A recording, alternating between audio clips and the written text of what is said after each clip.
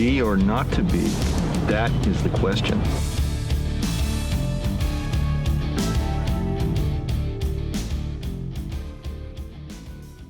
Welcome, everyone, to Extra Reels. And since this is a public episode, I will actually go through the rigmarole of, hello, I am Peter, and joining me, as always, is David. I sometimes have lines ready, but I wasn't prepared for this one. Yeah, honestly, usually because we don't do the intros, I usually just have a quote at the start of one of these. Something stupid they said in the movie to kick us off on the right foot. But hey, this is our bad movie show. This is normally a Patreon and YouTube member exclusive show, but because of some stream goals that were hit a couple of months ago, we've got a free episode here for the summer. In addition to the tournament thing we did probably about a week ago by the time this goes out, I would suspect.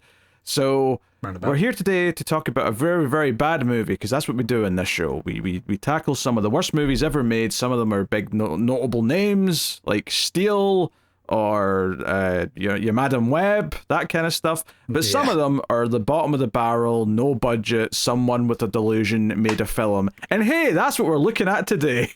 So welcome to Extra Reels, where we're going to talk about GetEven, or Champagne and Bullets, or Road to Revenge, or one creepy man with no personality's attempt to straddle a Playboy bunny for 90 minutes. So welcome to the show, everyone. I think the last one's probably the most accurate. I think that's what needs to be on the box. Yeah. I didn't know that as I was starting the movie, and obviously it's like, oh, he's got a love interest. This guy who is the co-director, the writer, the star of the movie. And you're like, oh, his ex, who he's maybe getting back together with, this younger blonde woman.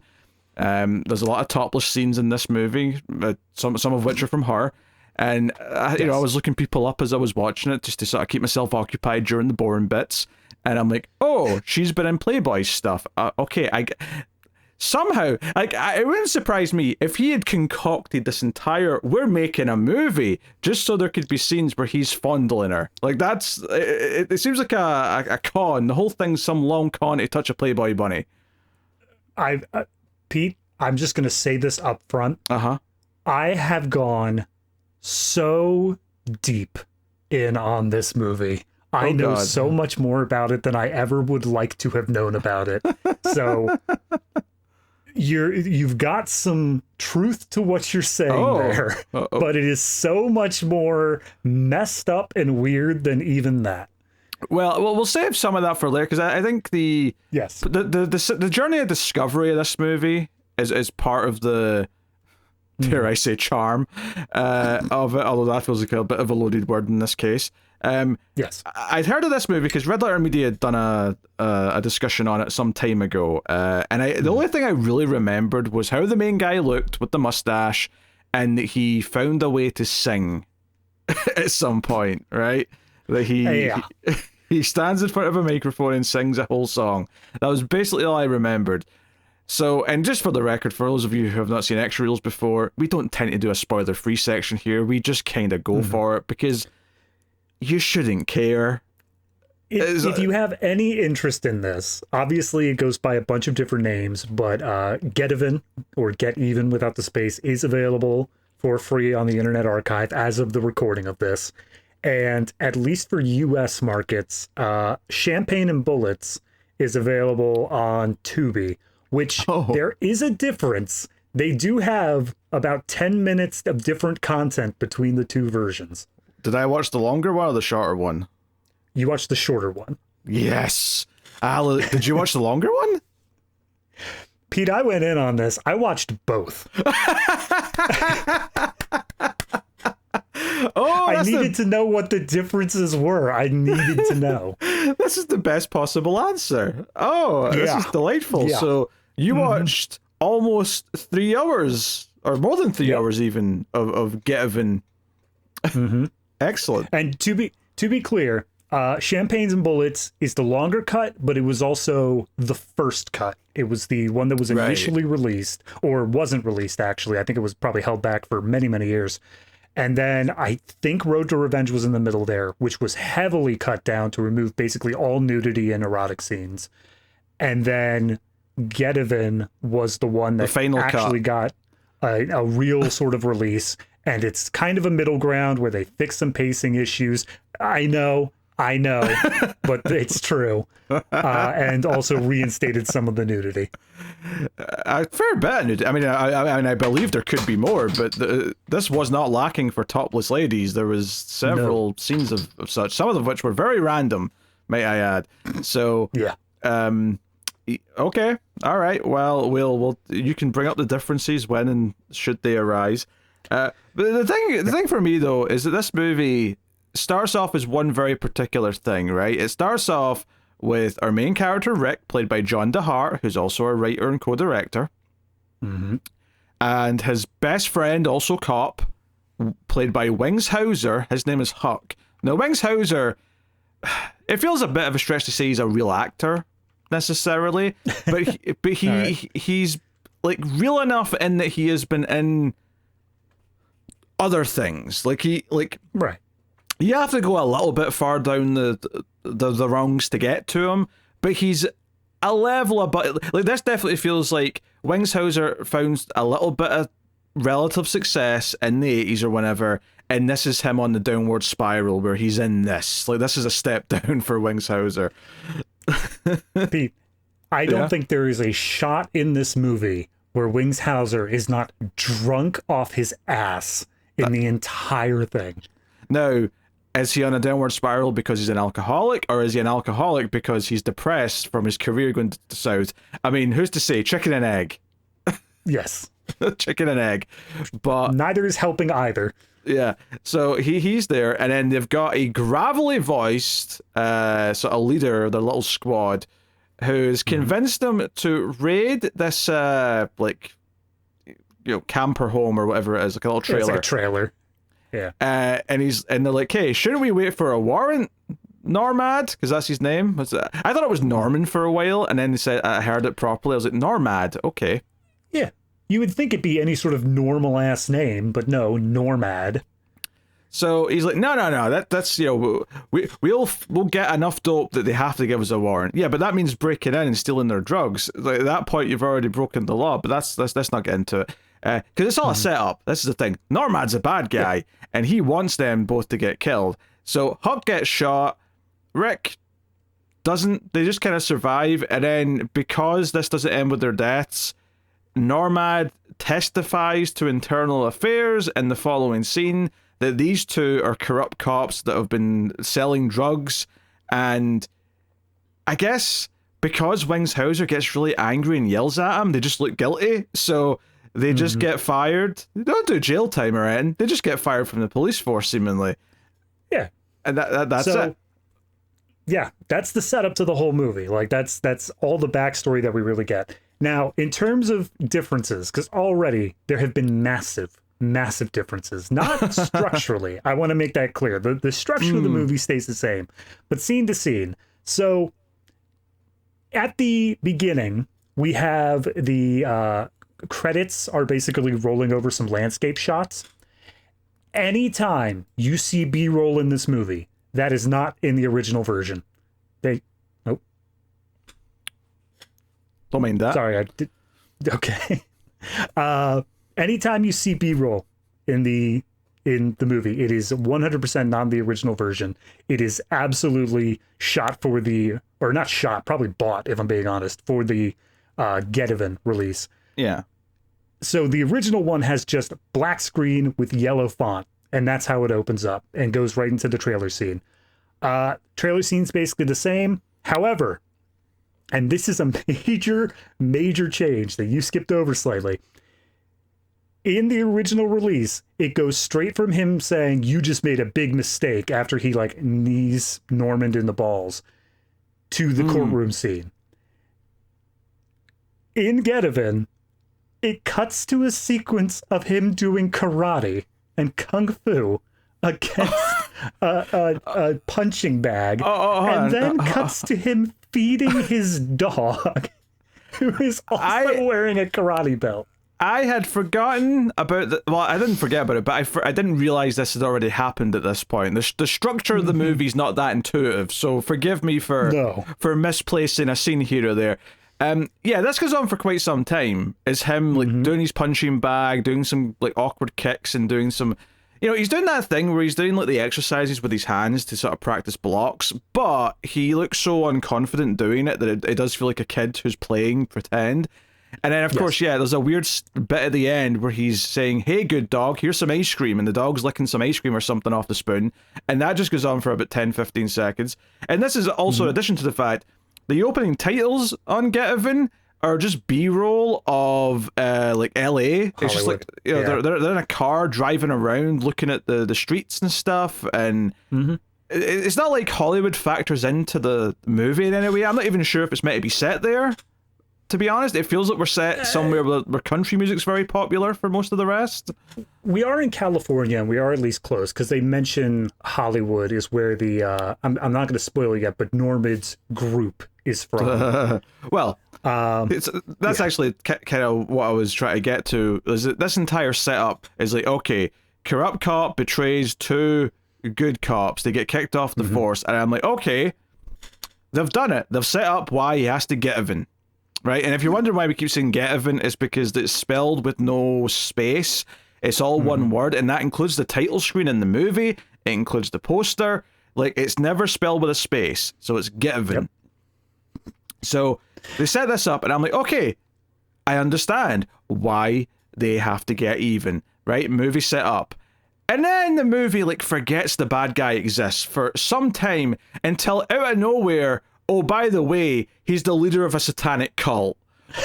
What? He's the leader of a satanic cult who sacrifices baby and deals every hard drug imaginable. You could not make, like, he may as well be the son of Hitler while we're at it, because it's not going to make anything worse about him. And somehow, even though this is not normally the career path, I don't think, because he was so good at ousting these corrupt cops that weren't actually corrupt, he was promoted to judge? Yep. Because that's how the system works. Yeah. All he has to do is work as a judge for like 5 years, and then he becomes vice president. Like, that's just how American politics works. It's put into time. And we're not even done with the weird connections here, because on top of all this, what a lot of the movie actually revolves around is our main man, Rick, played by John DeHart, him reconciling with his ex, Cindy, right, who's played by a Playboy bunny named Pamela Jean Bryant. She apparently, after they broke up, went off the deep end a bit and get into drugs. She says that when she's talking to him, and okay, that's fine. And then she says, yeah, I kind of fell in with a satanic cult. So it turns out that she was actually in the cult that's led by the guy that set him up and like got him kicked off the force. And it's completely coincidental that she ended up in a plot with the same guy that's related to his story. And then the two characters don't realize their two like separate stories are connected until like maybe 20 minutes before the end of the movie. We go so much of this movie not even setting up what the getting even part is about.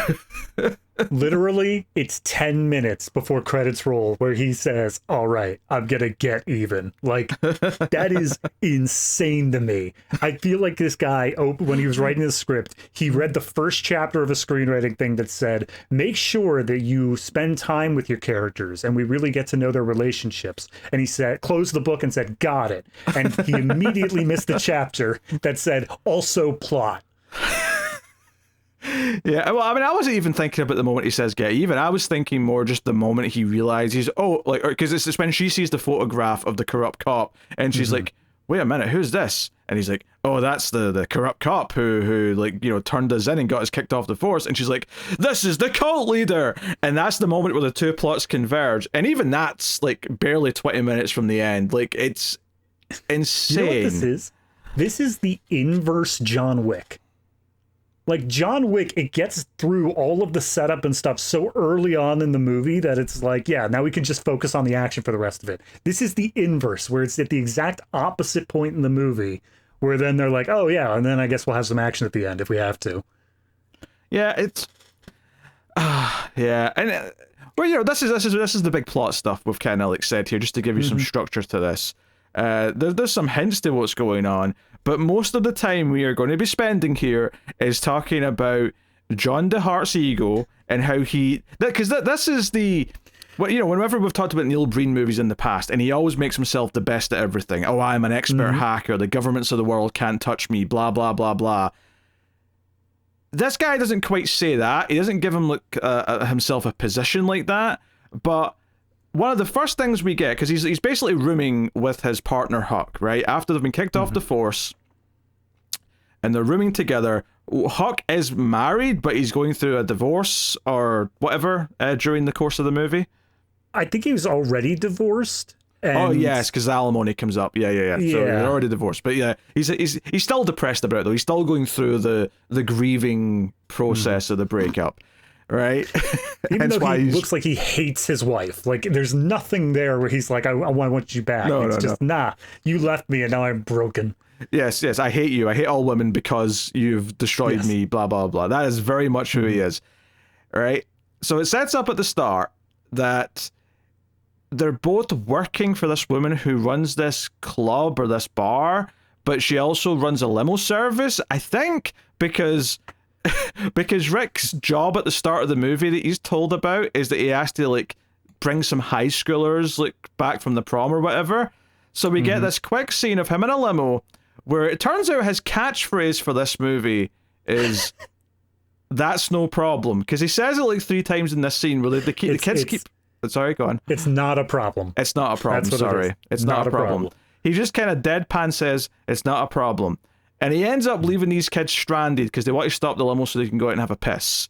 So he just strands them there because he's sick of them.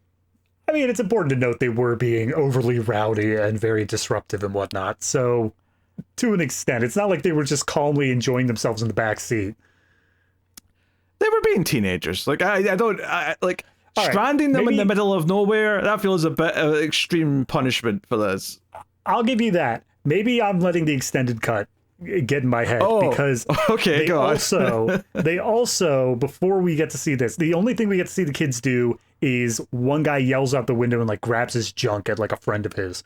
In the extended cut, they're also throwing like champagne bottles out the window as they're driving, and the girl on the right ends up taking off her top and is just throwing her clothes into the front seat at Rick.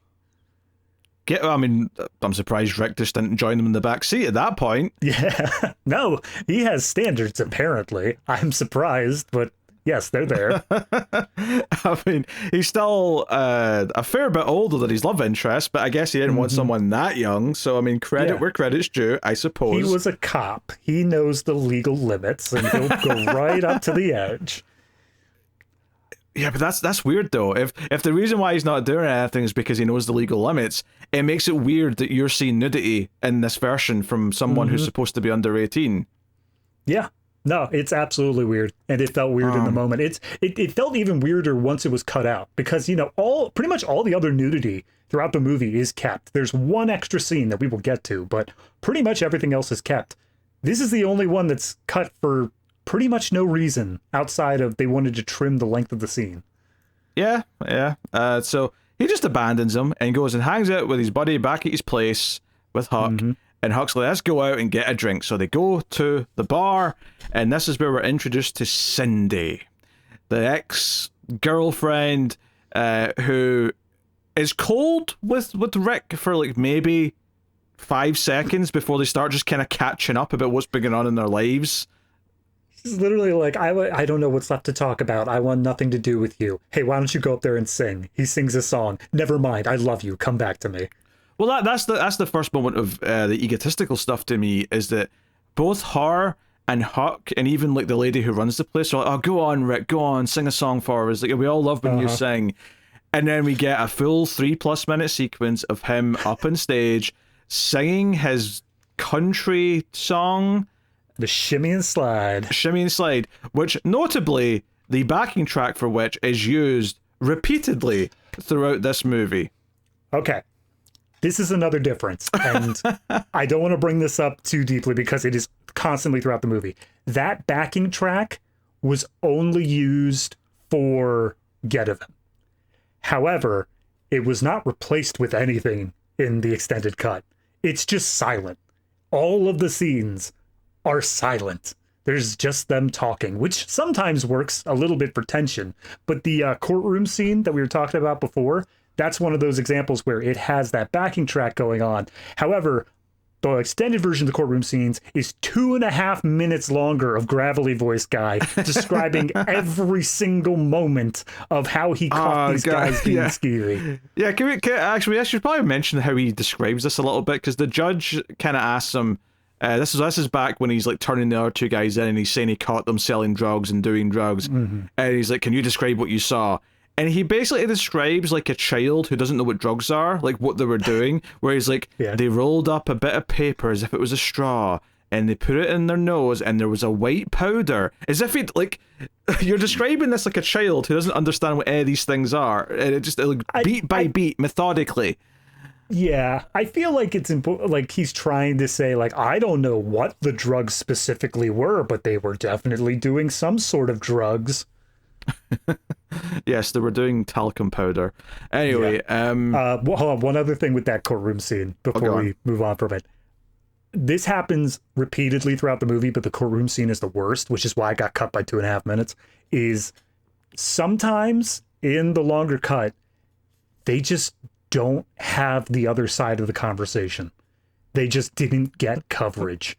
And like, but they keep it, and you could hear someone very quietly talking off camera, saying whatever the line was supposed to be, but then they just don't actually film the louder version of it. It is insane to me that managed to get past. Well, technically it didn't though, right? Because you're saying this cut wasn't released. But now it is released. Now it is out. It's on Tubi. That's the part that gets me.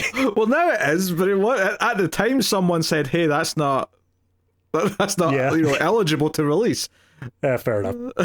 So at least someone had that forth. I mean, it might not have been John DeHart, but someone did.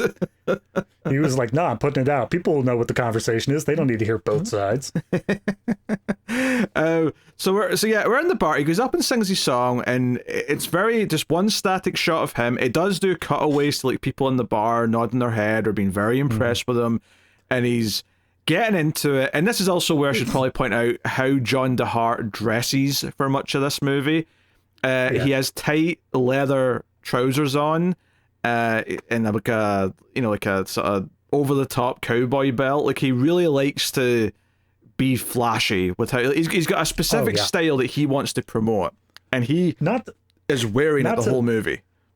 Not to specifically ruin anything that happens later, but later on, he does attend a wedding in a very important role in that wedding, and he's wearing a tracksuit, man. He's wearing like words on his tracksuit as he's up there. So, yeah, he's got a style. Yes, he's got his cowboy hat on, even though I swear he sometimes sounds Canadian. I can see what you're saying. He sounds... everyone else in this movie sounds like they actually know how to act, and he just has a very specific tone to him where it just sounds like he's been told that he has to star in this, and he never quite understood how to emote properly. And I'm not saying that's Canadian, but he has a very specific tone to him. I know, I disagree with he was told he has to star in this. I think he wanted to star in this, to be clear. No, absolutely. This is a vanity project, but it sounds like someone who has never acted before being told, hey, we need you for this role, get in there. Yeah, like some of the others come off sounding a little bit more, like, not good necessarily, but there's definitely some more natural, like, acting. Like, they've clearly tried to be in things, and they've done things. Whereas there's scenes with John DeHart where, like, there's a scene coming up not too much after this where they're in a restaurant and he's just on a date with Cindy.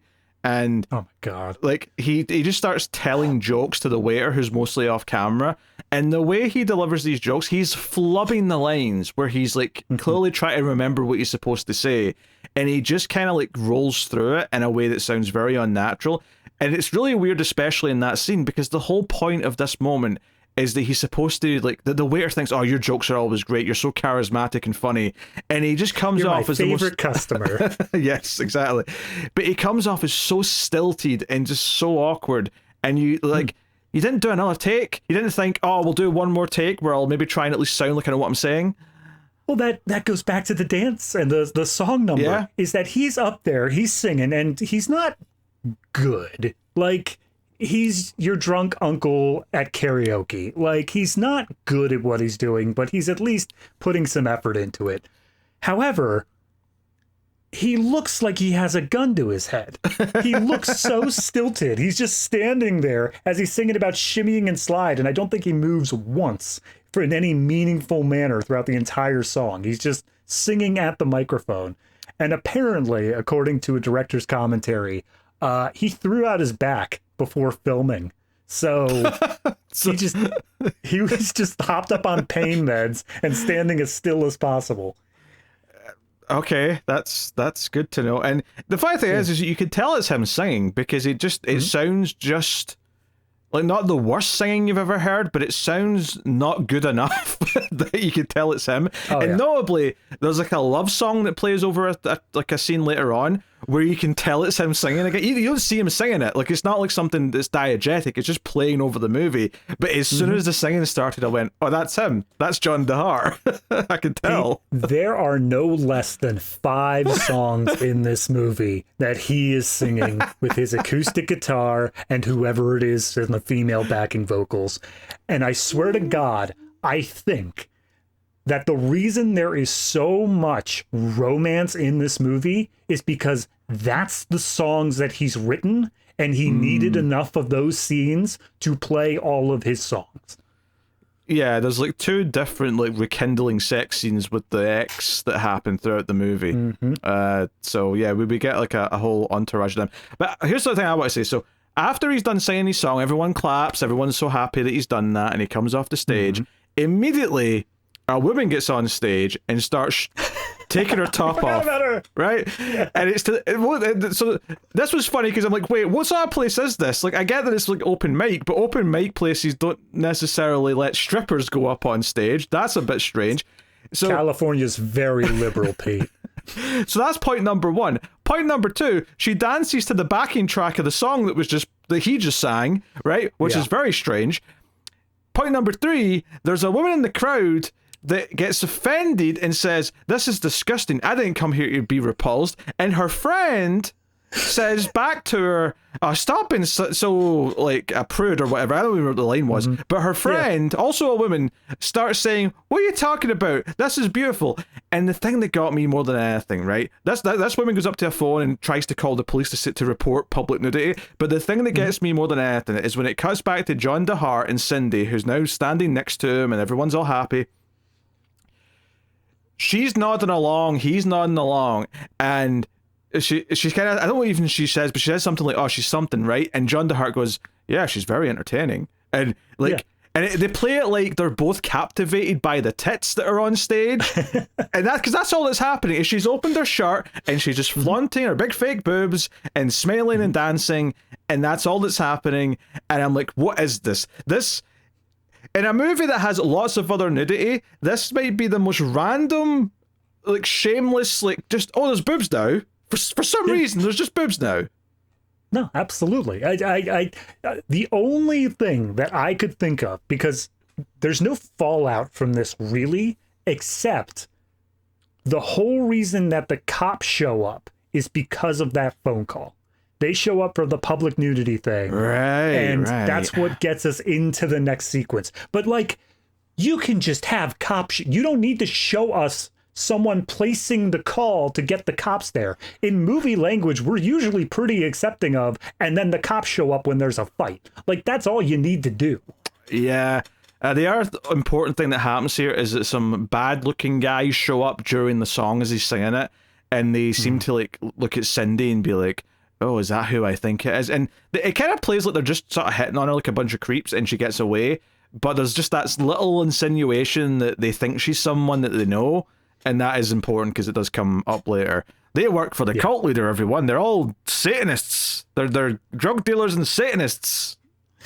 I mean, we're about to immediately get to that scene, so I'll wait for it. But the fight sequence happens because they try to grab her, and then Rick gets in the way. We have I'm blanking on Huck. Huck yes. is a bit more violent, a bit more into the fight, and he's the one who's throwing punches and kicks when the cops show up. So him and all the other cultists get arrested, and we get I swear to God, the only sequence in this where I cannot figure out what the point of it was is an extended sequence of them negotiating with a bonds bailman about, hey, Huck needs to get out of jail. Do we have collateral? And they like show the signing of paperwork. Yeah, hold on. You say negotiating. I would say that it wasn't negotiating. It was mostly just this guy cracking little jokes as they fill out paperwork. Like, that's all it was. Because he just comes in and he's a bit like yuppie-esque, where he's like, hey, I help kind folks like you, da-da-da-da. And he's like, he's signing the things and he's just talking to them about what he's doing. But, like, there's no real... And honestly, all builds up to, like, they let Huck go, he's out on bail, and John DeHart turns around, throws a quarter at the desk sergeant and says, here's a quarter, go buy a personality. That's rich! Coming from you! The way he says that in the most deadpan monotone, I feel like the sergeant needed to push it back and say, sorry, I think you need this more than me. Oh, Jesus. And this is, the movie kind of like pivots into three things here, right, at this point. Every so often we cut to the bad guy doing his cult stuff with people. There's not too much of that, but it just reminds us of his existence every once in a while. It's not really so much the Satanist stuff. Like, we have a Satanist scene, and it's coming up soon. But mostly what they're doing here is just showing that he's a generally bad dude, and most of it comes down to the drug running stuff. Yeah. And then we have the self-implosion of Huck, Wings Hauser's character, who's upset as the movie goes on and goes through some troubles. We'll talk about that. And then, of course, the central romance between Rick and Cindy. Which really is the A-plot. That is the A-plot, unfortunately. So, yeah, I mean, they're rekindling and just sort of talking on like a swing set, like the next day or whatever it is. Like, well, yeah, they go out to dinner, and then the next thing we get after the dinner, and first off, we get a baffling little character of Tamara with a camera. Yes. My name is Tamara, and I have brought a camera. She just sings a little song, takes a picture, and it's like, that's $5.99. Give me some money. Like, that's all it is.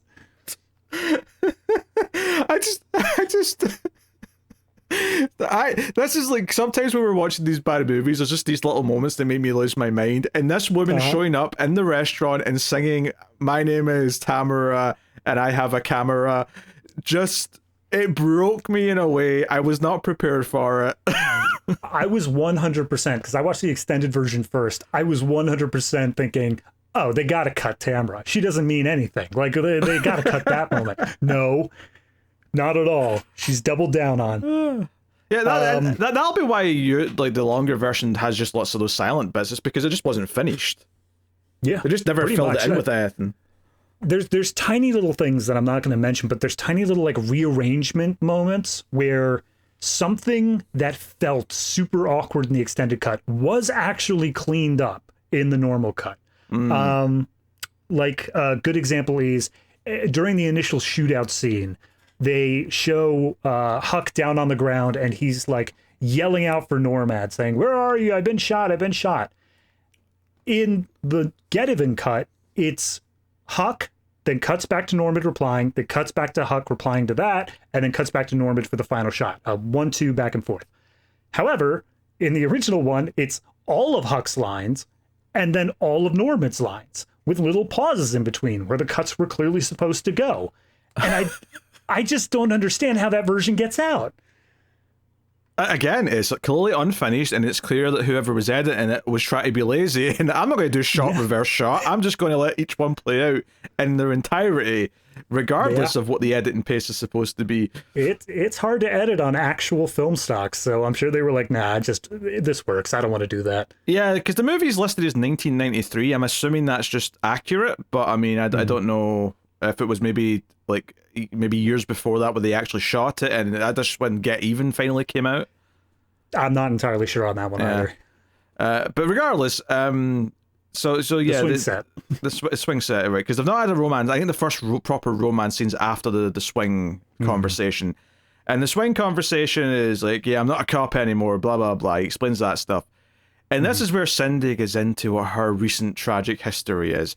She fell into some bad people when they split up. And it's not like she split up with him because he lost his job as a cop. In fact, it's very much the opposite. She split up with him because she couldn't take being like with a cop anymore, because she was always worried that he wouldn't come home, blah, blah, blah, blah. So she goes into her history here. She fell in with some bad people, she tried some drugs, and she fell in with a Satanist cult. And it's like, okay. And as one does. Yeah. And we cut to, a flashback here. She's describing some of this. And we see her almost like she's the one who's going to be sacrificed because she's getting tied to like a post or something. But she just casually mentions at the end of the story, oh yeah, they sacrificed a baby. Because we see a baby at one point, like, lying there. All right. Extended cut. Okay, on you go. This is a good 2 minutes longer in the extended cut. And it is mind-numbingly boring. It does make it a lot more clear. Like, they walk in, they show a woman like going down the processional middle aisle holding a baby, and they make it very clear, we are going to sacrifice this baby. And then Cindy freaks out. She yells, no, we can't do this, can't do this. That basically all follows the same bits. But then, whereas this version cuts it off like after she just starts freaking out, and you just get some voiceover saying like, oh, hail Satan or whatever. And then she says they sacrifice the baby. In the longer version, they do show a bundle of clothes that's implied to be the baby, and the cult leader bringing a knife down like repeatedly. So probably cut for content more than time on that one, but it is a lot more clear in the original. Yeah, a bit dark. I mean, what you really want to do there is just have a shot of the hand with the blade coming down at a shot and then just cut away there. You don't need to show the impact happening. That's a bit much. I do gotta say, though, I loved this scene because during the cult scene, they're treating it like a religious mass. Like, he's saying, like, oh, we will pray to Satan now, blah, blah, blah. And you would think that they could pull from any number of Satanist in media sort of things, of just saying, hail Satan, or saying, may Satan triumph, or anything like that. Something that just sounds cool. Instead, their recant that they say over and over again is, we love you, Satan. That's right. They just keep chatting that. It's the stupidest sounding. It sounds like they're like, it's the movie Idiocracy, where they got like the greeter at Walmart just going like, welcome to Costco, I love you. Like, it's that. It just sounds so stupid the entire time. Yeah, obviously the other big detail here is that you see that the leader is the guy from the start of the movie. It's Normad, the one that, betrayed and turned on the other two, and it's like, okay, that's a big coincidence, but I guess that'll be important. And it is eventually, but it takes some time to get to there. So all this rekindling, though, leads to them having sex. And not yet. First they interrupt by her saying, hey, by the way, how about you do that Hamlet monologue that we love so much? No, she doesn't ask. She just sort of casually brings up, hey, are you still trying to be an actor? And at that point I'm like, wait, that's not been implied once up until now, but okay, go on. She's just asking to heart. She's just like, are you still trying to act? That's what's happening now? And then she says, oh, are you still doing the same monologue? And he's like, yeah, sure. And then he's the one, this is the thing I want to correct mainly, he's the one that says, oh, do you want to hear it? Can I say it for old time's sake? And she's like, okay, go on then. So he's the one that really wants to say it. And I'm like, okay, what's this going to be? I got excited. What is he going to monologue here? And I shit you not, the first words out of his mouth after he's agreed, or she's agreed to let him do his monologue that he does for auditions, he, in the most flat voice possible, says, to be or not to be, that is the question. To be or not to be, that is the question. Is it nobler? And I'm just like, oh my God, he's going to do the whole thing. We're going to go through the whole thing. And to be clear, in this version, I'm going to call it a crossfade. I'm going to call it that. It is not that. It is him in a one shot saying the stuff. Then they cut to a two shot where nobody's saying anything for a second. And then all of a sudden he's at the end of the monologue. So they just didn't have enough to actually do a crossfade there. Longer version, extended cut, they do the same thing, but he goes on for an extra minute and a half of this monologue on both sides of the crossfade. I was losing my goddamn mind during this. It's you know how when like someone wants to pretend to be a scientist, so they'll say E equals MC squared. That's what this is for. I want to be an actor. I will say to be or not to be, because it's the one famous Shakespeare quote from Hamlet, written by Hamlet, as Wingshauser tells us repeatedly in a follow-up scene. John Hamlet, of course. So yes, we get our. So I actually like went through like a journey with these sex scenes between Rick and Cindy, because obviously I was joking earlier that this is all just an elaborate ruse to let a Playboy bunny let this creepy uncle dude touch her. But the first time they have a sex scene here where the top comes off and we're doing the romantic whatever, it felt like his hands were really awkwardly always at her side and were never very careful to never actually touch the dirty bits. Like it was almost like, it's like, hey, I'll do this scene, I'll take the top off, but you keep your hands in these designated areas or whatever, and it feels really clunky and awkward. So I thought, okay, fair enough, like she's put down some laws and lines and that's fine. However, the later sex scenes, he's like rubbing ice on her nipples and everything, and I'm like, okay, you say later sex scenes, that's the very next shot. That's like the next thing that happens. It goes from 0 to 100 in no time at all, where he's like, all right, I'm gonna lean in, I'm just gonna kiss your shoulder gently instead of go down to your boobs or anything, and then crossfade, she's laying down on this rug and he's got ice just up and down her body all over the nipples. It is insane how fast it escalated. I'm sure that's not the same scene. That's a separate sex scene. That's after the jacuzzi tub fondling. That's a later scene, I'm sure. No. But dude, I watched this 3 times now. I'm like 90% sure. I mean, maybe he does the ice thing twice, and I just didn't notice it the first time. But like, I was freaking out at the later scene when he was touching her nipples with ice, because I was like, wait a minute. All of a sudden, like he I don't know, like was it supposed to, was this almost like thought was put into this on his part, where he's like, oh, every time there's a sex scene I'll get raunchier, like I'll there'll be more stuff to see each time? Entirely possible. I don't want to ruin the surprise yet, so we'll get to it, but there's something coming up there. Oh god, tell me he doesn't do full frontal in the the longer shot. I will tell you nothing. Oh no. I can't. That's no. So they have, a very tame, possibly, depending on whether or not the ice cube scene happens here, very erotic scene. And then from there, god, where does it go? Because this is the part where like nothing makes sense. It just completely jumps the ship into a totally different part. Yeah, it's hard to remember the order of this, but I think it's around here where he tells Wingshauser's character Huck that, hey, me and Cindy are going away for a few days, and when we get back, I'm going to move in with her. And he's like, but dude, I can't afford the rent on my own. And he's like, oh, find another roommate. And this is the scene where Wingshauser is extremely, I mean, I think he's especially drunk in this scene, because his character's supposed to be drunk, so it's like drunk times drunk equals drunk squared. So he is just completely rambling. This is the scene where he keeps saying, oh, do the quote, the one that Hamlet wrote. He keeps saying that over and over again. And John DeHart's like quietly saying, Hamlet didn't write the quote. Yeah. William Shakespeare wrote it. I was having awful flashbacks during this scene to a student film that I almost did. First night of shooting was supposed to be at like a party. So in order to save effort, they just had it at a party. And the actress I was supposed to act against got wasted before we shot anything. So immediately we're trying to shoot one thing, and it's exactly the way that he's performing this scene. And let me tell you, there is no way you can act against that. So he's and honestly, this is a good point here, I think, to go down the Huck path, because Huck, it's completely separate. Yeah, he does his own thing. It's pretty separate. He's kind of depressed in a couple of different scenes. He's got like a Native American statue that he has in the background that he talks to occasionally.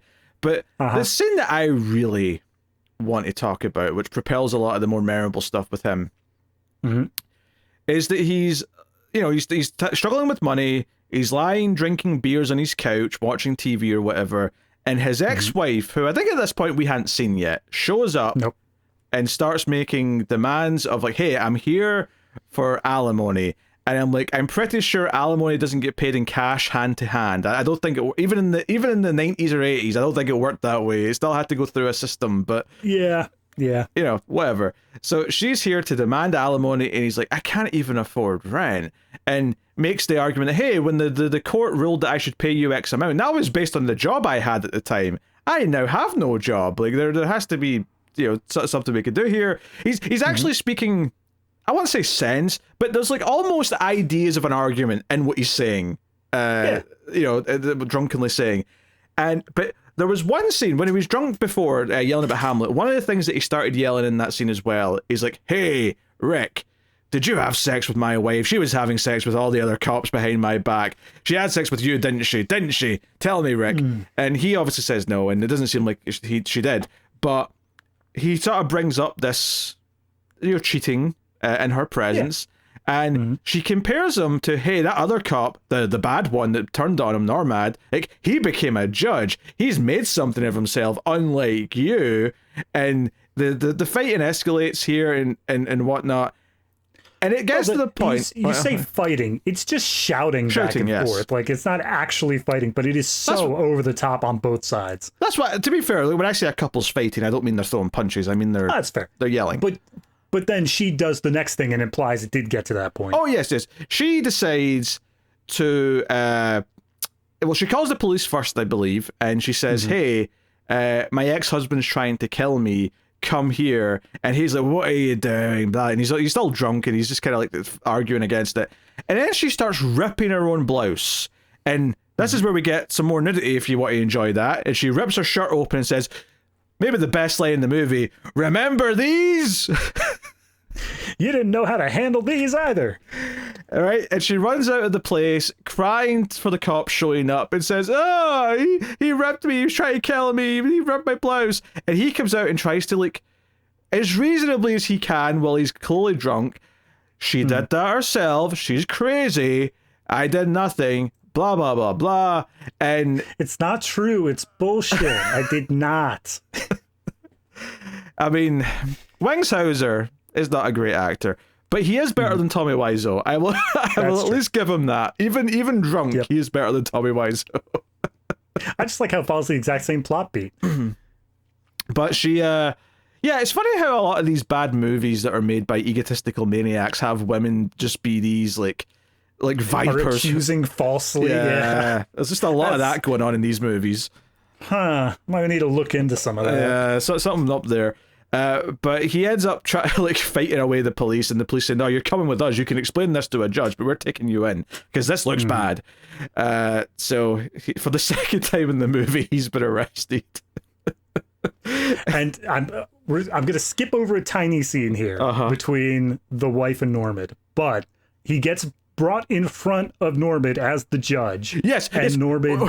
Which I immediately started yelling, wait a minute, he was involved in a case that got him kicked off the force relatively recently. This feels like a huge conflict of interest and he shouldn't be his judge. And I was shocked that John DeHart stepped in and tried to argue that at the end of this scene. I was flabbergasted that they actually tried to bring that up. They go through it. He, of course... Wings is unable to contain himself for even 3 seconds from a drunken, rambling rant. So he just starts yelling at Normand, gets escorted out, has his bond revoked. But I love the line that John DeHart delivers to the state-appointed lawyer as he's trying to make this point clear. He sees the lawyer and he points down the hall and says, listen here, you polyester puppet. And I'm like, that's the best line in the movie. By my counts. Dear. Yeah, the scene with the ex-wife going to Normand, the cult leader villain character, where she's like, hey, I saw my ex-husband and he got arrested. But Normand gets very upset when he finds out that they were talking about him. And she's like, you just came up in the conversation naturally. It wasn't like, I was talking about you or saying anything about what you do. And he gets mad and slaps her across the face. And David's reacting here like there's more to this that I didn't see in the longer cut. Oh, Peter. Oh, God. Oh, Peter. So he slaps her. This is still the GetEven cut. And then he tells her, get ready. And she's all panicked for a second. She starts and getting, then she starts. I thought there was going to be more nudity because she starts getting undressed, but the shot fades to the next scene before it ends. Oh, it didn't in the other cut, Pete. It kept going. She takes off her top layer. She's in just a bra and underwear. And we have Normid come around the desk, pull her underwear down, and have a very extended spanking sequence, which then ends with her down on her knees, fumbling with Normid's belt. And I swear the actress just can't take it off legitimately. So she just kind of like grabs hold of his leg and the scene ends. But it goes on for like 5 minutes. Do you think the actor playing Normad was like a good friend of John DeHart, and John DeHart like threw him a bone here? It's like, hey, you could have a creepy scene with a attractive woman too. I'm not convinced that when they do a close-up shot of her ass that it's not John DeHart's hand. Yeah, I'll fill in for this scene. It's really need him for the close-ups of the face. Everything else I can do myself. They wrap up the A shot and they say, okay, you can leave now. You can leave the set. Get out of here. Go. And then once he's gone, John Hart's like, oh no, we needed coverage. Ah, well, guess I'll step in.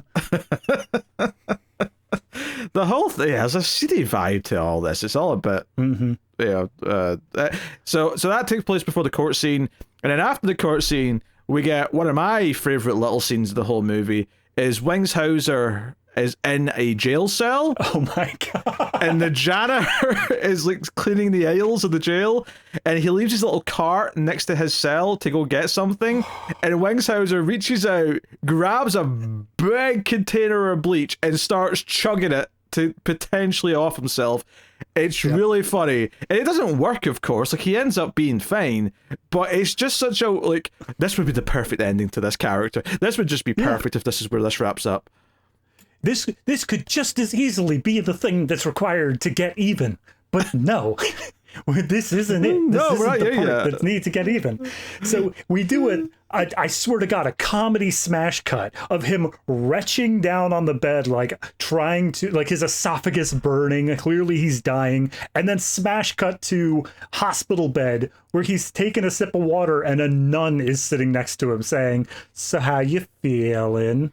Oh god, yeah, this nun scene's just like her saying, hey, like, Lord and Savior, he works in mysterious ways, he'll help you. And he's like, can he pay my rent? Can he pay my alimony? Can he pay my credit card bills? Very legitimate things, I feel like. Yeah, which actually reminds me, before the scene with the ex-wife, there was a scene where he was just shooting his gun through all of his bills, where he'd pick up a bill, just fire a gun at it, pick up another bill, fire a gun at that. Like, yeah, that was mildly extended, but for some reason it was just a shot where he flushes all the bills with holes in them down a toilet. That's the only thing they cut. Well, you see, John DeHart realized that he's above toilet humor. I mean, to be fair, there's no fart jokes. In this movie. Yeah, there's no fart jokes. It's all creepy, perverted stuff. There's no farting. We have standards, and that standard is 18 and up. Yes. So all the stuff with the romance then, right? So I don't know if it's the next time we see them relative to what we were talking about before, but there's a sequence where they have to go to Cindy's parents' house to get her clothes, right? To get her belongings. And John DeHart goes with her, and they go up to the door, and immediately the parents, both of them, not just the dad, like both of them are like, oh, you've brought one of your friends around. We don't like his kind around here. Now, first point I noticed is that, oh, you're the same age as him. Like, you're clearly the same age range of each other. So that's a whole thing. And John DeHart just stands there awkwardly, and this of all scenes, this is the one where I really noticed the leather trousers, was him standing on this porch, putting his hands up at the top bit and sort of like just standing there. And I'm like, you're showing up as this like 24-year-old's boyfriend or fiance at this point. For the general public who's watching the show and doesn't have access to the rest of Extra Reels, please subscribe and watch specifically how we talk about Cool as Ice, because he is just one step removed from Vanilla Ice's outfit in that movie. He's wearing like the windbreaker and the flashy pants and the sunglasses. He is so close. Maybe you watched that because that was only out like a year or two before this. I mean, maybe, but that's that's really sad. If he's like, I want to be hip with the kids in this movie. Hey, Vanilla Ice. Yeah, the parents are so mad because she joined a satanic cult, so they've disowned her. They throw her boxes of clothes out.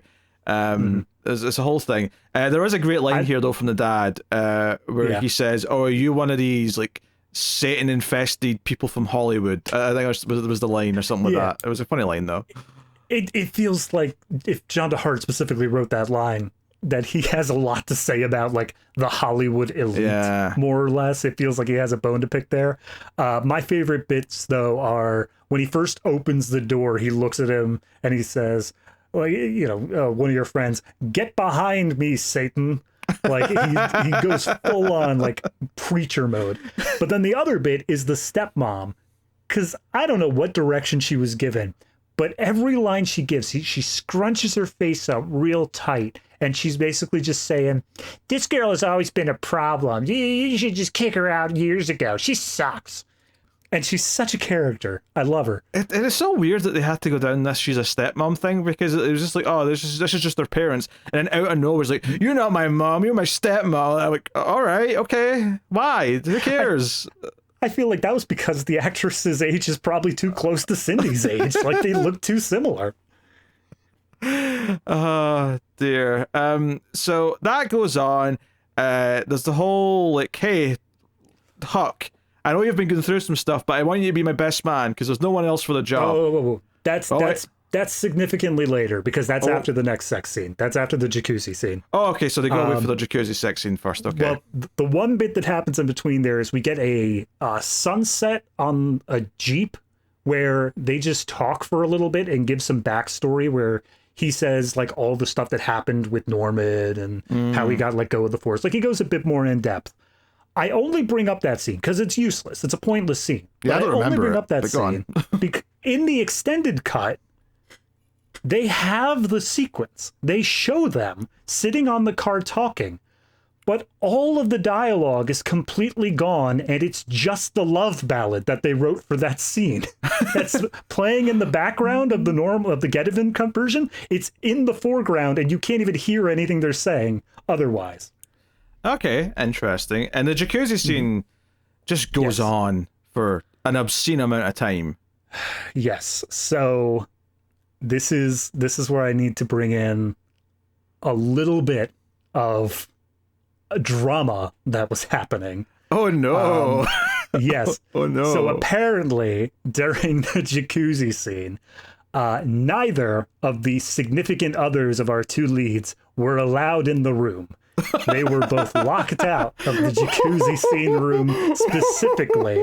And at least for John DeHart, it resulted in a breakup because of this sequence where, according to him in the director's commentary, she took a lot of his money that was to be used for this movie.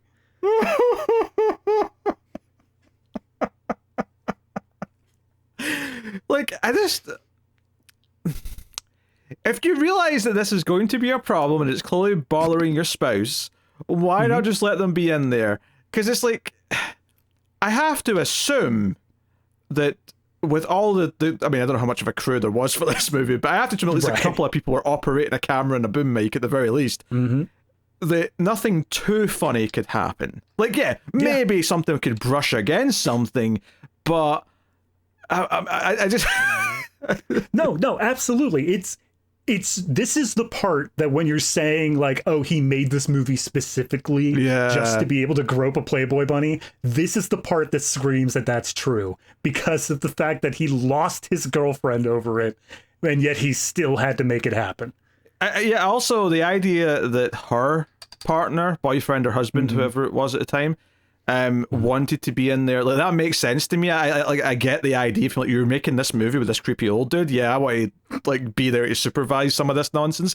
You're not working with like Spielberg here. This is not a reputable director. You're working with some asshole that I've never heard of, and he's got you doing all these topless scenes. I'm there to make sure things keep on the up and up. Like, I kind of get that attitude. So I can't imagine how pissed he might have been told, oh, you can't get into this set. That wasn't covered in the director's commentary that I was reading about, so I don't know what the fallout was. Well.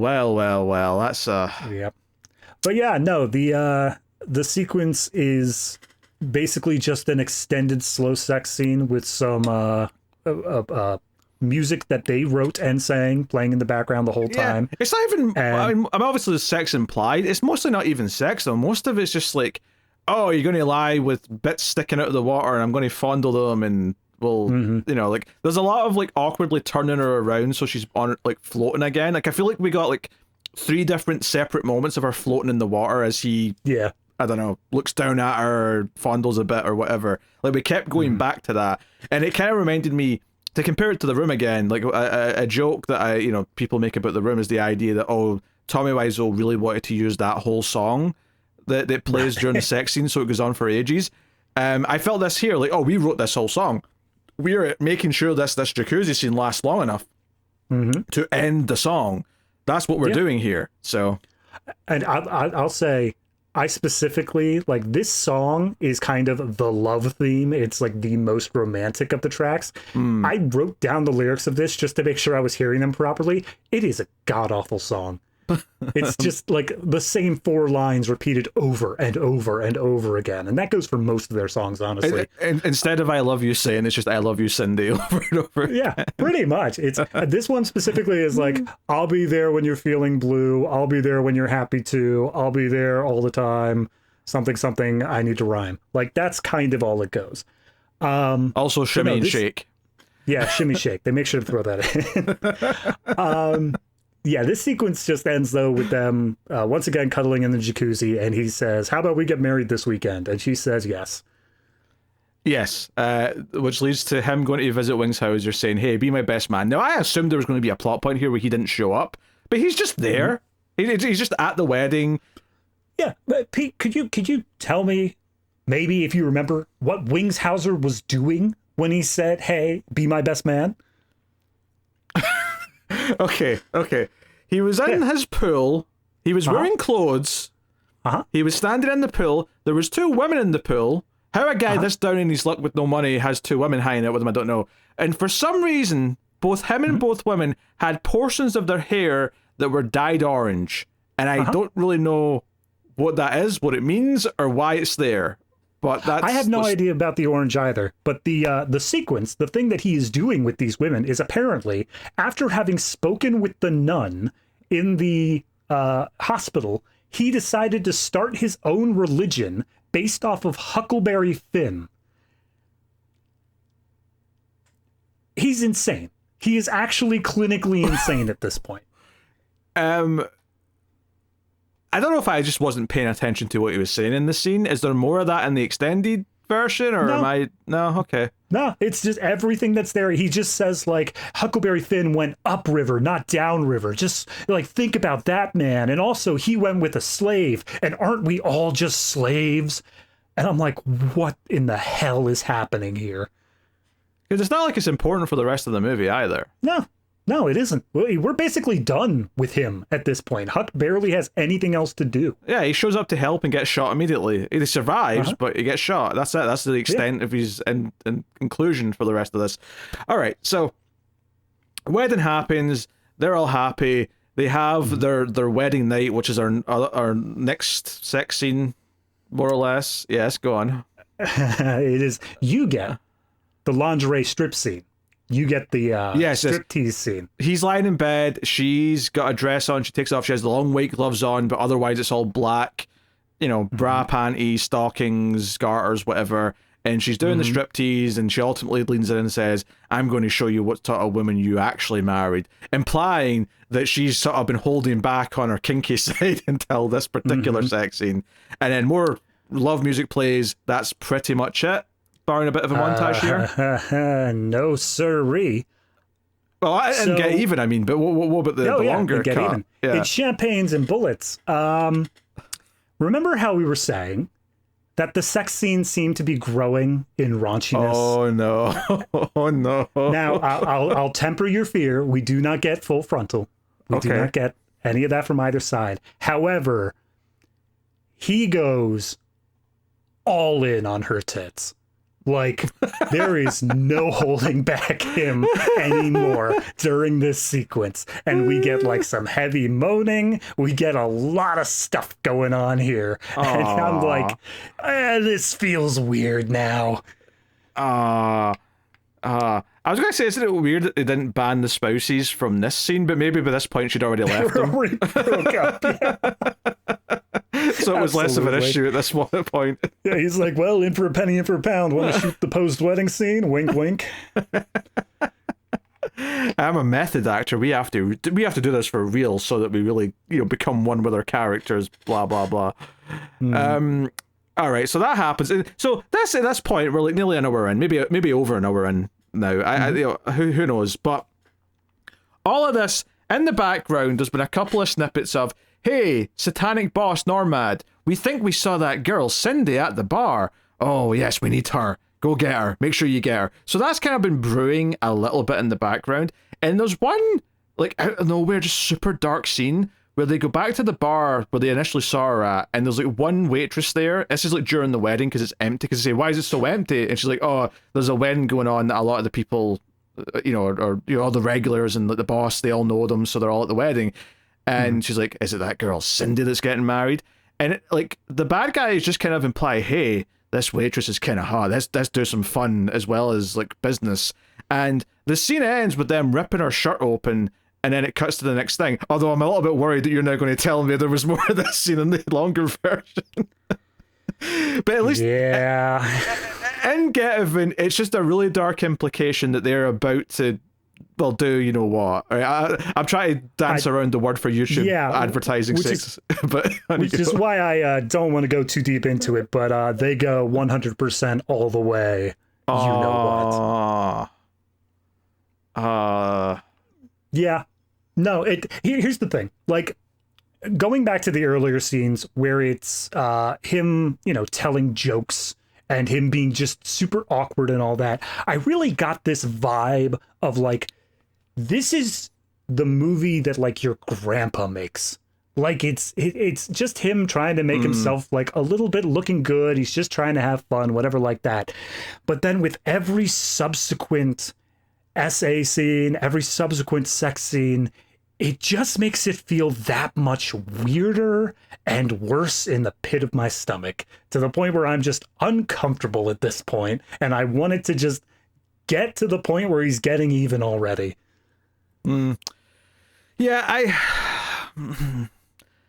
let's just say that I'm thinking about all the portrayals of the female characters in this, and it's not really a good, like, it feels like a very dated boomer like perspective in the storytelling.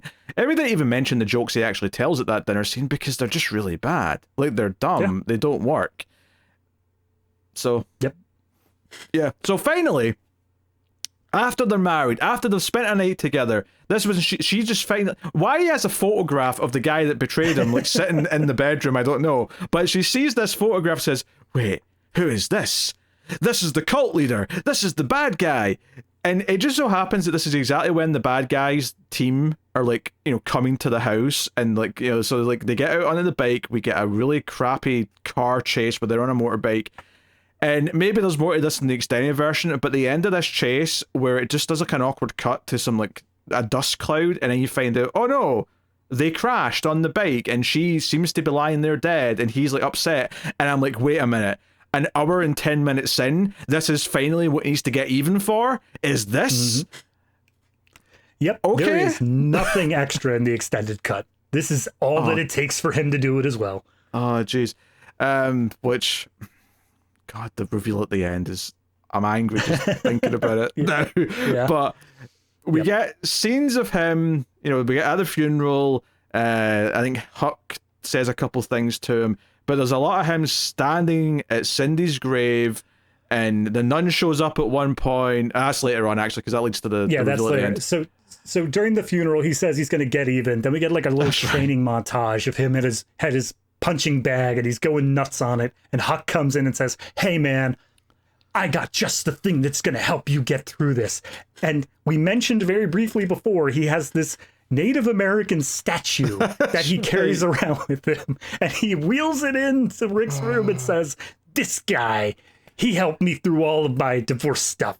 And then he just leaves. And they make no mention of the Indian statue ever again. Yeah, it does not matter. And he basically says, hey, I'm over all my troubles now. My life's turned itself around in the last, 2 days. So clearly you're the one that needs help now. But yeah, it basically just almost goes straight to the bad guy Normad's at his base. He's making deals with other criminals. He's just snorting stuff every so often because he's crazy satanic cult leader who also loves cocaine or whatever it is. And we just get, John DeHart trying his best to make himself look like the most badass action hero. We get shadow silhouettes of him snapping a man's neck. He comes out in his little black tank top holding a crossbow and taking people out. And the thing that gets me is that he confronts the main bad guy and says, hey, I'm here, whatever. And immediately the bad guy's like, hey, I've got a whole gang of bad people here. We're going to take care of you. That's no problem. Take him outside. Yeah. I'd kill you myself, but I'm having too much fun. And he starts snorting more coke. Yeah, he's like, I'm busy. And the implication is he has to go do a Satanist thing almost immediately. So they take him outside. Wings Hauser shows up, gets shot immediately. But this is enough of a distraction for our main badass, John DeHart, to take out everyone else with his kicks and whatnot. I love how Wings gets shot in the leg, and you see John DeHart beating up the other guys, but then he's just yelling from the ground do the tourniquet thing. Oh God, it's bleeding. He just keeps going throughout this whole bit, and finally John DeHart's like, I gotta go, and he just runs off and leaves him alone for Wings to do the tourniquet himself. Yeah, in fact, I think it's actually John DeHart that says to him, do the tourniquet thing right before he leaves. Does he? Yeah, Fair which enough. is really funny. Do that vague concept we know about. Do that, and I'll run off and take it. So he just goes straight back to the bad guy, says, it's me again. And he enters the scene the exact same way. It's me again. I don't know, that cracked me up. Mm-hmm. So, yeah, I don't know. How did the bad guy die? Go on, tell us.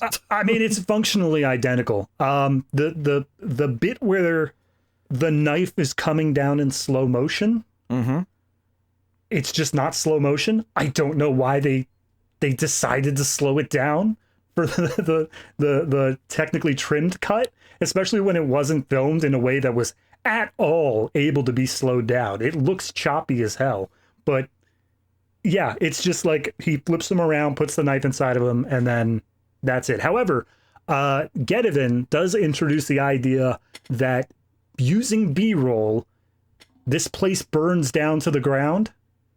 All right, yeah. Yeah, that doesn't have... They just leave him to die with the knife wound and go back out to the car. And, there's no implication that anything else happened to the base of operations. Yeah, and the end of the movie is John DeHart is at the grave of Cindy, and the nun shows up, and he's like, look, nun, I want to spend time with Cindy. Go away. And she's like, no, you must drive me to the hospital. There's something you need to see. And I'm sitting here thinking to myself, don't you dare. Don't you dare. Don't you... Because it doesn't make any goddamn sense what I think you're about to reveal. But sure enough... She pesters him. He's like, okay, fine. I'll take you to the hospital and I'll come back and visit my dead wife later. Thanks, nun. And he takes her to the hospital. He walks in a room and Cindy's there alive with a bandage on her head. Someone, and I really emphasize, someone faked her death. Who exactly did that? I have no idea because it doesn't make any sense. Despite the fact that he's the one that was with her when she seemed to have died, meaning that he really should have, I don't know, checked for a pulse or something. just simple ideas. Yeah. Okay, so someone wanted him to go after the bad guy and knew that, keeping her, quote unquote dead would, motivate him. First of all, that's a bit of a stretch. But secondly, who? The police force? Who did this?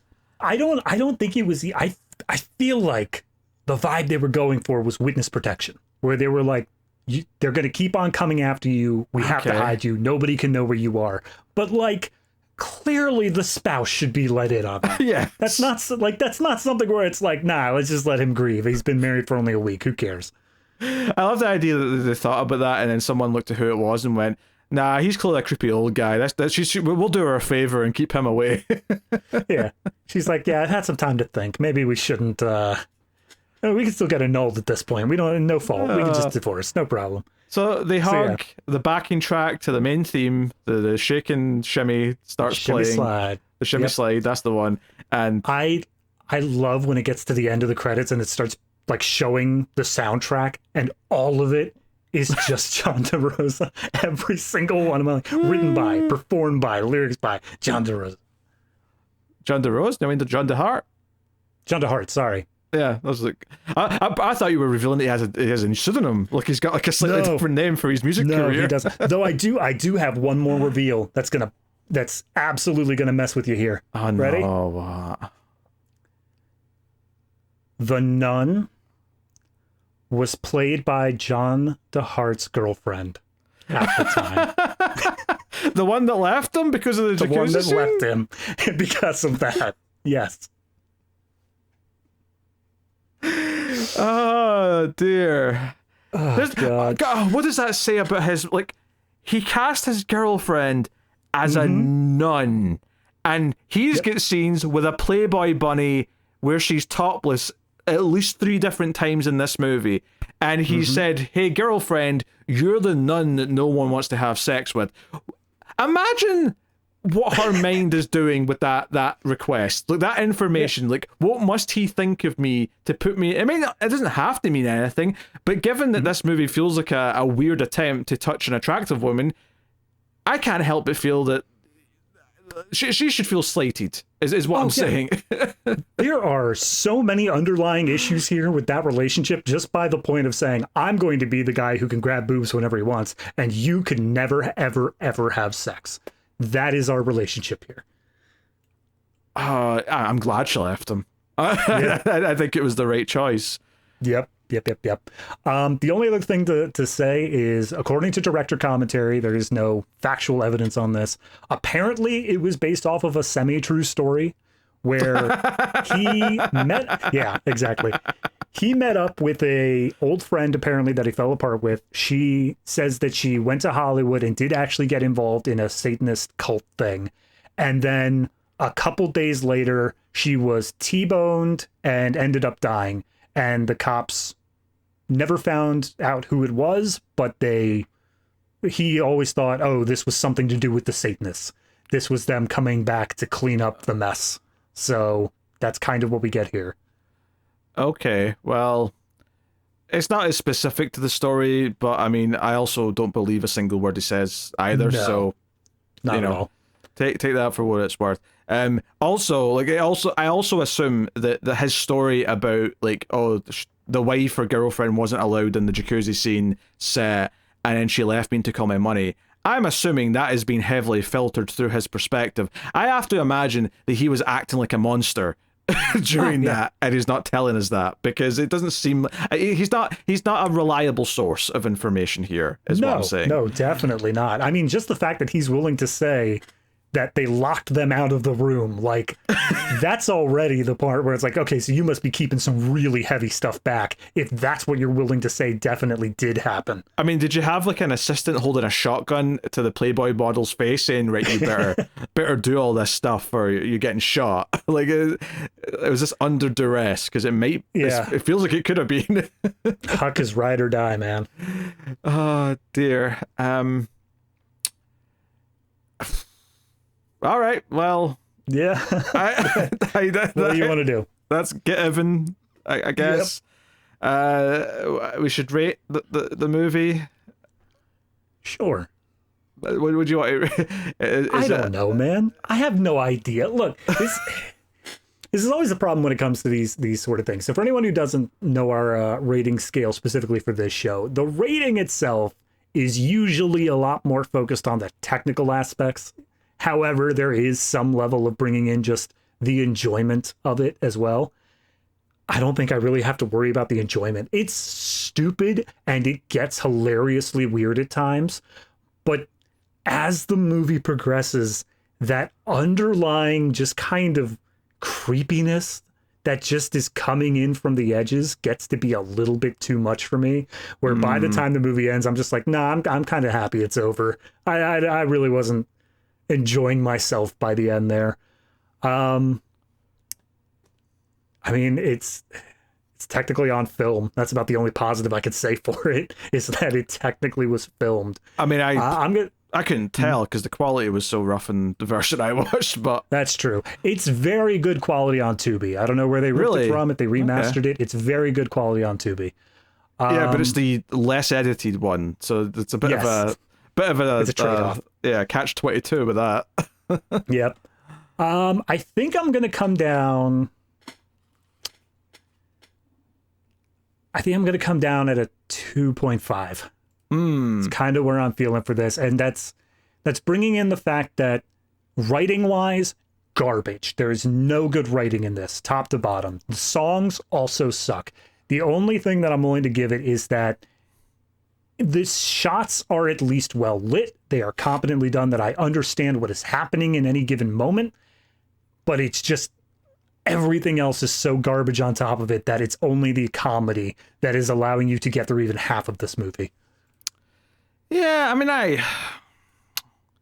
this is a 1. This is okay. This is bottom of the barrel in terms of quality. This I think it's very comparable to the other vanity projects, like a Neil Breen movie, like The Room. I think it belongs in that conversation with them.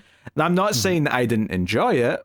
I'm saying that it belongs in that tier. It is a garbage film. That's now. fair. Does it make the cut? You bet your ass it does. Boy. Yeah. You bet your ass it makes the cut. Now it might even be a cut above. Like, there's an argument to be had here. So, give me your thoughts. It's weird. I feel like if I look at Champagne and Bullets, or I look at GetEven independently, I feel like it just makes the cut. But seeing the two together, seeing the two. Like, knowing that these differences were made for the strangest reasons, and just seeing it as this larger whole kind of makes me want to push the entire project, the idea of what this was, into the cut above area. I feel like it's just that insanely weird, where if you know all the backstory and all the weird stuff in there, it gives it that extra oomph. Yeah, I think for me it comes down to, it kept pulling these weird swerves where all of a sudden there's a satanic cult, was like the moment for me where I'm like, wait, what's this movie doing? And that's like a big part of it. But I think these types of movies where you start to actually analyze the mind of the delusional bastard who made it and what creepy reasons he actually wanted to make it, when it gets me thinking about that, I'm having oddly kind of an engaging time, because I'm studying the weird choices that he's making. And right. it makes it fascinating in that right. So, I think as far as bad movies go, it's a cut above. Fair enough. So 1 out of 10, but it's a cut above. It's in terms of extra reels, that's only been reached by Neil Breen, so he is standing with gods. Yeah, we haven't done The Room though, which I assume at some point that will have to just be that's the honor that movie taught us what a movie of this caliber can achieve. That's true. That's very true. So this is kind of, well, I think the last time we did like a free extra reels episode, it was Solar Crisis, which was an alright discussion, but it was a kind of unremarkable bad movie. It's kind of nice that this one falls into that category of almost like the dream scenario of, we find something that's absolute trash but is interesting and funny absolute trash. So, hey, we'll call that a win. That's GetEven. Also, next Champagne and Bullets. Also, Road to Revenge. All of them are the same movie. I was going to say, I'm going to come back and talk about Road to Revenge at some point, just to tell you what is actually different there.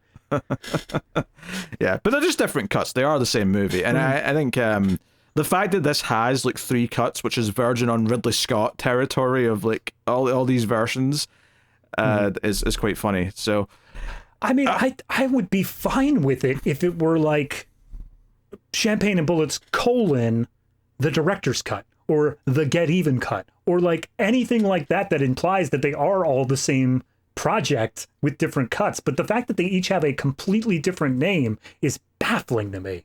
No, that's not baffling. That that was very common for low budget movies, especially foreign Was ones. it? But like this idea of trying to sell it to a new market by pretending it's something else, or thinking, oh, the last title didn't work, so we'll just rename it to something. Like, that was definitely a bit more of a thing at the time. And I think the reason why GetEven is the one that's kind of stuck on the internet for people talking about it is because it's the stupid one. It's the name that's the name is actively stupid and bad. Like, none of the other titles are great, but they're not stupid, right? They sound like fine enough titles. But GetEven, all one word, fits the movie in terms of quality. I will say, GetEven does miss out in the Champagne and Bullets cut.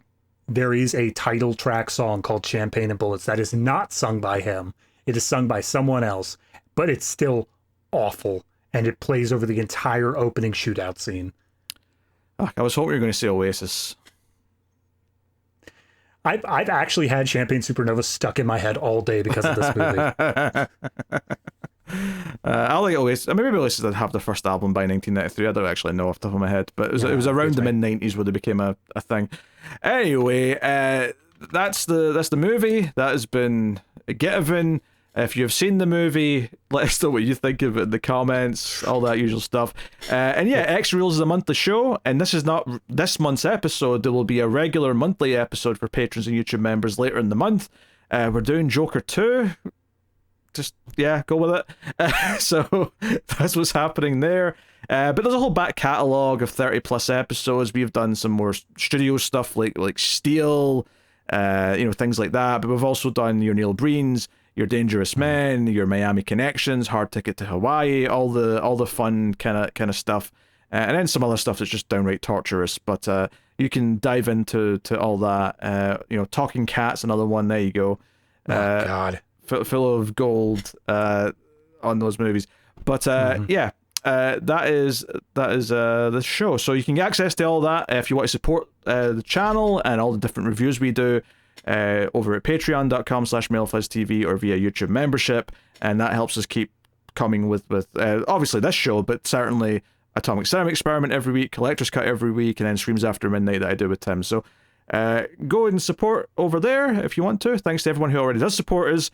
And it's also worth mentioning that on a regular episode of this, we will be dropping F-bombs left and right because it's not going out on YouTube. So we will swear happily about these movies when we know we're not public. So thank you for joining us. We'll see you guys next time. Keep watching movies, and I'm going to have to censor this a little bit for YouTube.